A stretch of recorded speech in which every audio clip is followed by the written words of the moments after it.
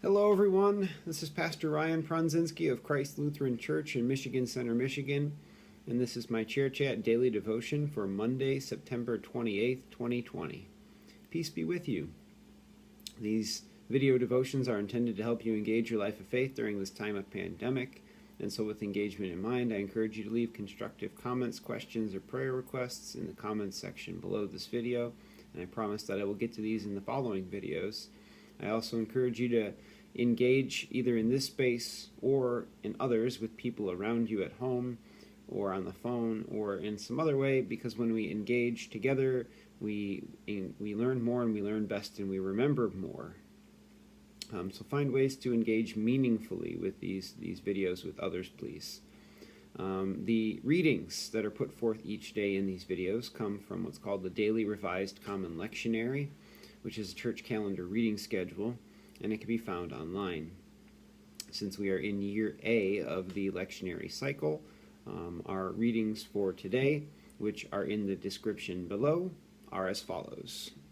We have Psalm 28, Judges chapter 14, verses 1 through 20, and Philippians chapter 1, verses 3 through 14. Before I get to the video or the readings themselves, I'd like to encourage anybody out there who is watching these videos to join us at Christ Lutheran Church for the live streaming of our worship services, which we have been doing through Facebook Live.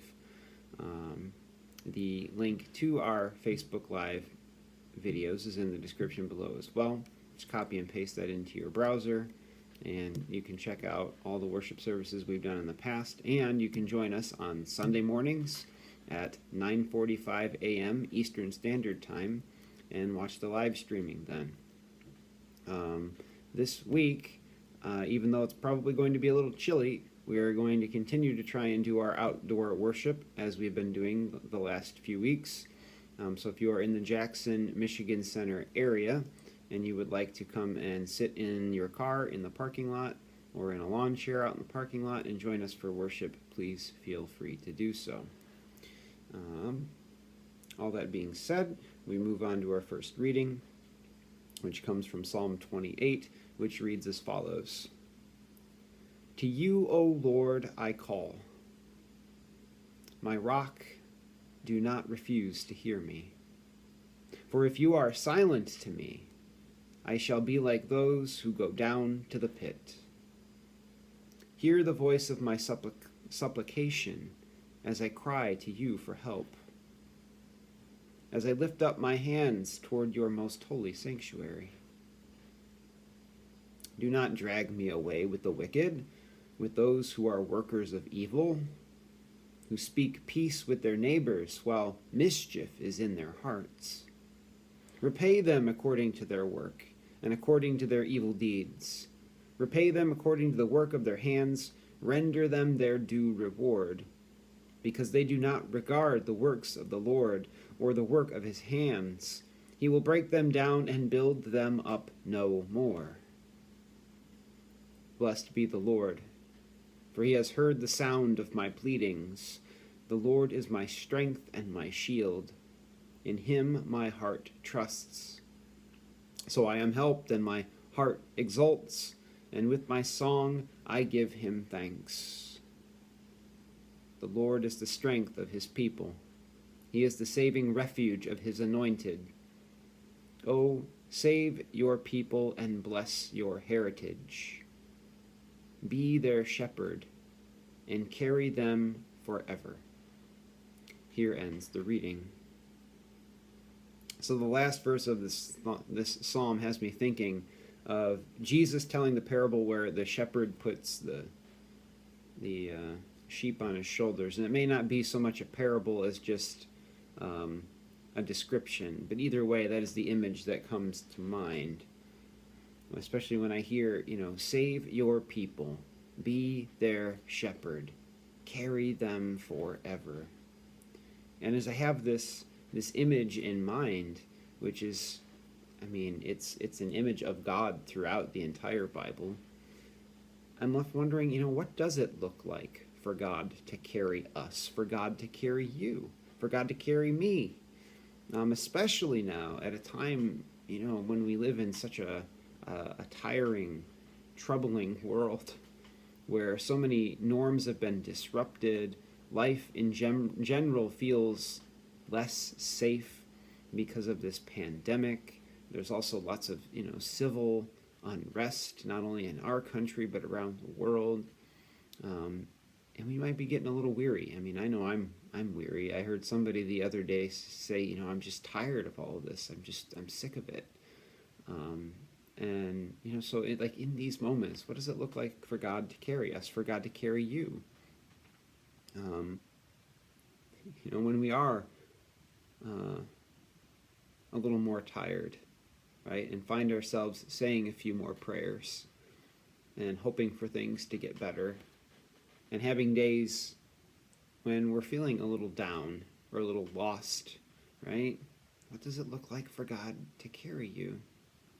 What uplifts your soul, recenters you, and helps you move forward? What helps you feel that God is near?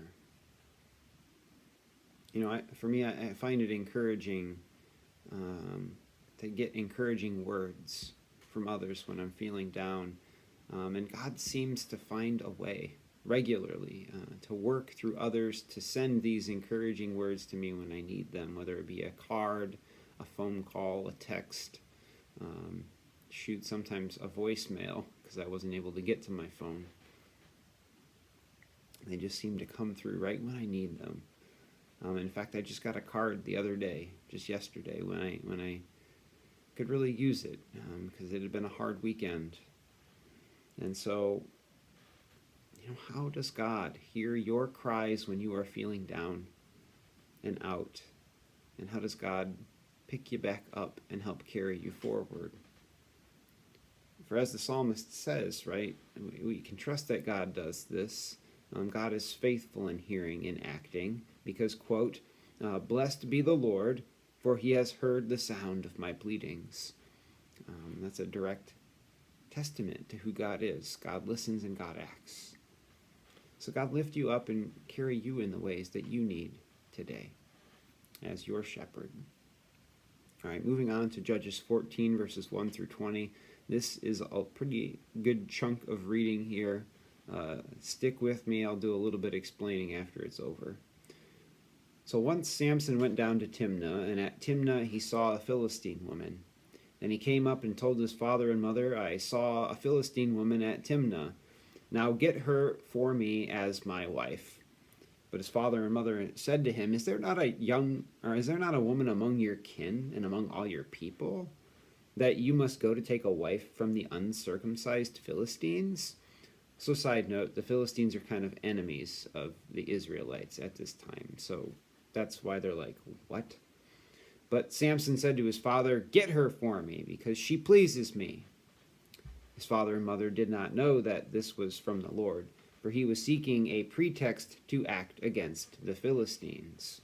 So God's working God's wily ways right now. At that time, the Philistines had dominion over Israel. Then Samson went down with his father and mother to Timnah. When he came to the vineyards of Timnah, suddenly a young lion roared at him. The Spirit of the Lord rushed on Samson, and he tore the lion apart barehanded as one might tear apart a kid, meaning a baby lamb. But he did not tell his father or his mother what he had done. Then he went down and talked with the woman, and she pleased Samson. After a while he returned to marry her, and he turned aside to see the carcass of the lion, and there was a swarm of bees in the body of the lion and honey. He scraped it out into his hands and went on, eating as he went. When he came to his father and mother, he gave some to them, and they ate it. But he did not tell them that he had taken the honey from the carcass of the lion. His father went down to the woman, and Samson made a feast there, as the young men were accustomed to do. When the people saw him, they brought 30 companions to be with him. Samson said to them, Let me now put a riddle to you. If you can explain it to me within the 7 days of the feast and find it out, then I will give you 30 linen garments and 30 festal garments. But if you cannot explain it to me, then you shall give me 30 linen garments and 30 festal garments. So they said to him, Ask your riddle. Let us hear it. He said to them, "Out of the eater comes something to eat. Out of the strong comes something sweet." But for 3 days the 30 companions could not explain the riddle.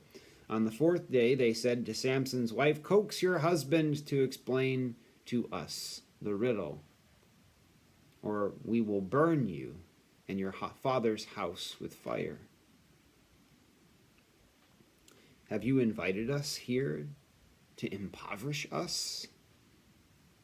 So Samson's wife wept before him, saying, "You hate me. You do not really love me. You have asked a riddle of my people, but you have not explained it to me." He said to her, "Look, I have not told my father or my mother. Why should I tell you?" She wept before him the 7 days that their feast lasted. And because she nagged him on the 7th day, he told her. Then she explained the riddle to her people. The men of the town said to him on the 7th day before the sun went down, "What is sweeter than honey? What is stronger than a lion?" And he said to them, "If you had not plowed with my heifer, you would not have found out my riddle." Then the Spirit of the Lord rushed on him, and he went down to Ashkelon. He killed 30 men of the town and took their spoil and gave the festal garments to those who had explained the riddle. In hot anger he went back to his father's house, and Samson's wife was given to his companion, who had been his best man. Here ends the reading. All right, so this was a long reading, and if you're not familiar with the book of Judges or with the story of Samson, it's probably a very obscure reading as well. So a little bit of background. The book of Judges takes time before there's a king in Israel. And the Judges on a whole, and I'm speaking in a whole, not specifically to Samson. Samson's kind of like a little bit of a different judge, a little weird. We'll get to that. But the Judges on a whole act as leaders who are to bring the people of Israel back from their sin and faithlessness and to save them from the enemies bringing them harm. In this case, the Philistines are the enemy, right, that God is seeking to save God's people from, and happens to be working through Samson. And so Samson ends up being one of these judges in the books of Judges. But his story functions a little bit differently than the rest of the judges in the book of Judges. It has a very different feel.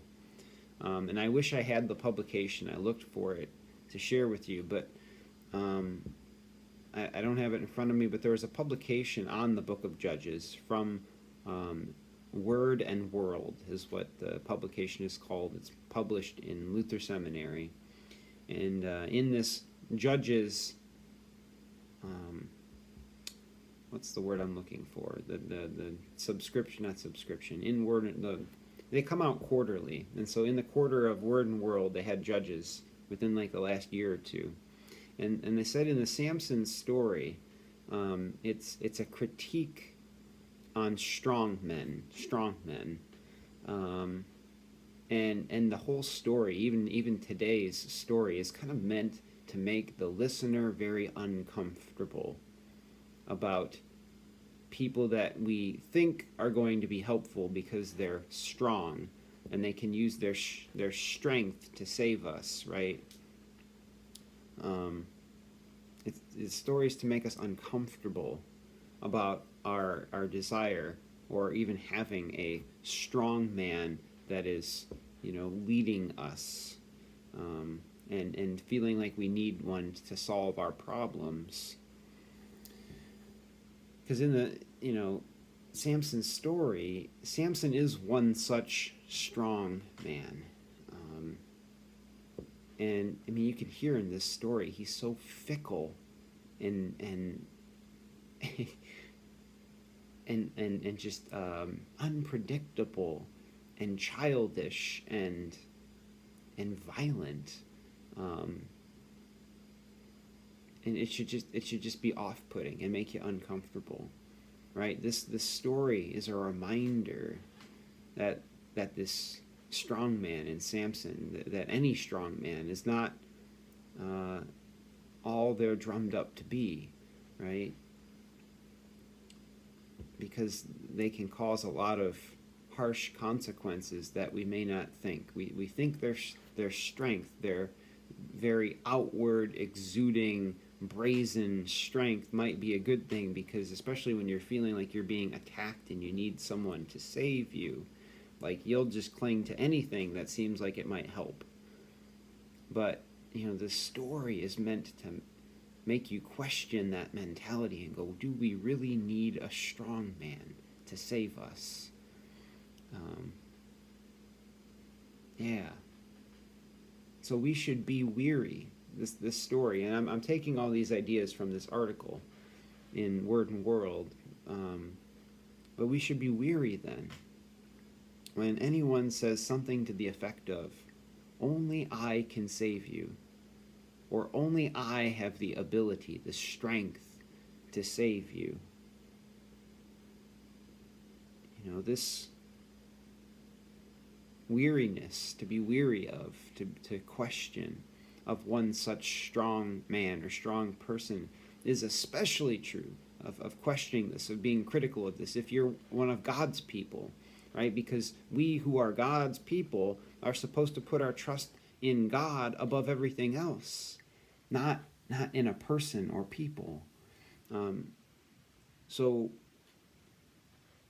I'd have you ponder, who are the erratic strong men that are around you that you might be tempted to put too much trust in these days, when many of us might be looking for a way to fix things, because it does feel like the world is quite broken.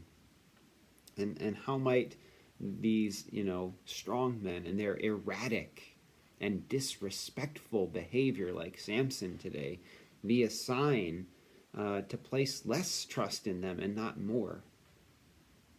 And then to place more trust in God and other people who are more reflective of who God is, and not like in a singular way, like, oh, well, we'll just shift from one person to the other, but rather, how do we stop placing our trust in like one person or like even just a couple people, and rather think about how we place our trust in communities of people that reflect who God is and are working together to bring about who God is and what God would have us do, right?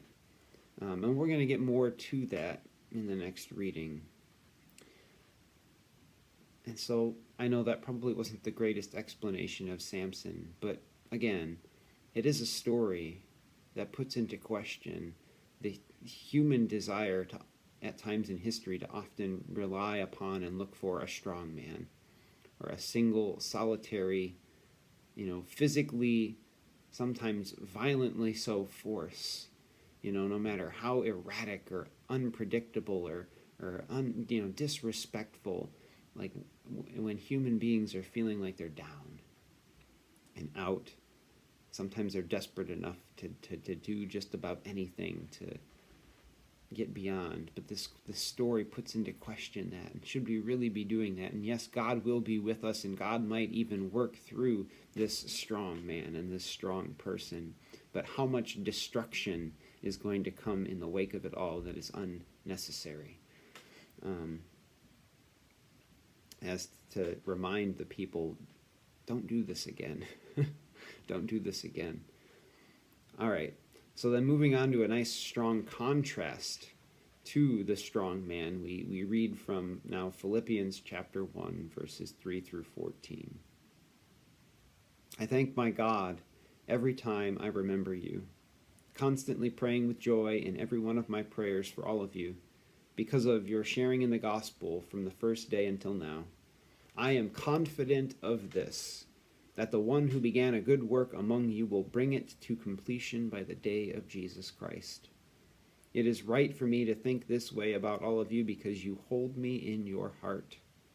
For all of you share in God's grace with me, both in my imprisonment and in the defense and confirmation of the gospel. For God is my witness, how I long for all of you with the compassion of Christ Jesus. And this is my prayer, that your love may overflow more and more with knowledge and full insight to help you determine what is best, so that in the day of Christ you may be pure and blameless, having produced the harvest of righteousness that comes through Jesus Christ for the glory and praise of God. I want you to know, beloved, that what has happened to me has actually helped to spread the gospel, so that it has become known throughout the whole imperial guard and to everyone else that my imprisonment is for Christ. And most of the brothers and sisters, having been made confident in the Lord by my imprisonment, dare to speak the word with greater boldness and without fear. Here ends the reading. So in this reading, compared to Samson in Judges, we have a very interesting and amazing contrast. Right? On the outside, Samson looks strong because he's able to kill a lion and 30 men, with his bare hands, right? I'm this big, strong man, right? But on the inside, he's brash and erratic and seems to care very little about anyone but himself. I mean, he's just childish and demanding with his parents. He's childish and demanding with what was his wife, right? He tries to cheat people to get what he wants, and when they cheat him, even though he's been the one cheating, he gets mad and goes and kills people. And I mean, anyway, you just look at it and it kind of makes your head spin and go, man, do we really need anyone like that? And so, in this way, he might appear strong on the outside, but on the inside, he's actually quite weak. He's quite weak. Now, Paul, on the other hand, is not physically strong. I mean, he's bound. He's imprisoned. He has no physical strength. He's in prison. And so most people would look at Paul and think he is quite weak and incapable of doing anything. He's in prison. He's stuck. And yet, from his seemingly weak position, Paul is able to, quote, spread the gospel so that it has become known throughout the whole imperial guard and to everyone else that my imprisonment is for Christ. And most of the brothers and sisters have been made confident in the Lord by my imprisonment, and dare to speak the word with greater boldness and without fear. So we hear in this reading what God's strength looks like. God's strength is strong, bold, loving, and great, even when we are weak. And God's loving, faithful strength through us inspires others to be bold and trust in their own gifts that God has given them, not to be timid and hope that some strong person will come and do all the work for them or for us, making them feel fearful and helpless. If you have to rely on someone else, I don't know how you could feel anything else but fearful and helpless. So getting back to the psalm then, right, back to the first reading, and wondering about how God carries you, I wonder this. Who are the people that empower you? Who are the people that speak faithfully to you and give you courage when you are fearful? Who give you hope when you are in despair? Who make you feel valuable even when you feel less than valuable? And when these faithful people do this for you lovingly, right, as Paul talks about in his letter, might this then be God who is seeking to shepherd you, to save you and carry you forever? Because God does work through God's people. And then how might you be this faithful, loving, empowering force today. Right? I'll leave it there. And I'll say again, peace be with you, and I will talk to you tomorrow.